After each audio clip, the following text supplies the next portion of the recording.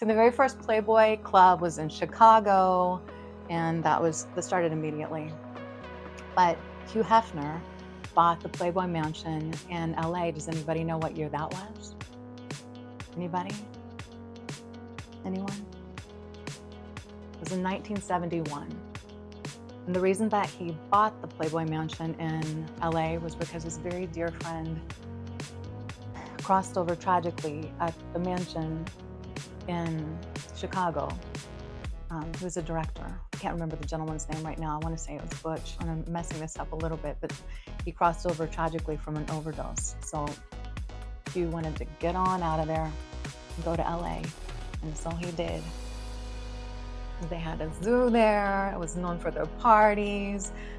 They had an amazing outdoor pool. Some of the funky rooms that they have was really cool.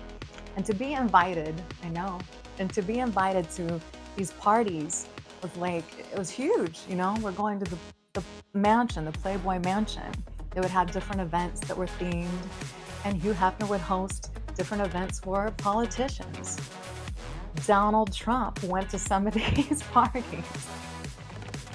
Hugh Hefner, he died when he was 91 years old in 2017. Oh my gosh. I bet he had so many girlfriends, right? But anytime I ever heard Hugh speak during interviews and talking, I liked the way the man spoke. I liked the way he spoke and what he stood for. I really did. I liked it a lot. And he started this magazine, like I said, supposed to be for bachelors. A way of life. Empowering women. That's great. And I think that it has. Back in the Playboy clubs, do you guys know any, like what they wore? They still do, but do you know what like the signature pieces were within like a Playboy outfit when she was serving and things like that? What these playmates would wear? They've done documentaries about this. It was a standard black corset.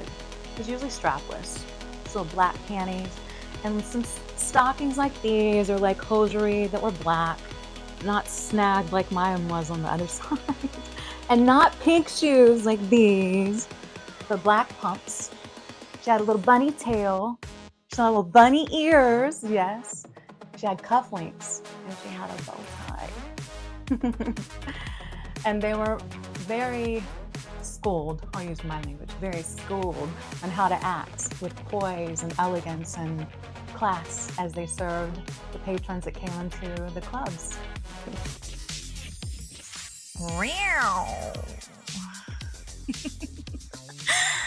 Uh-huh.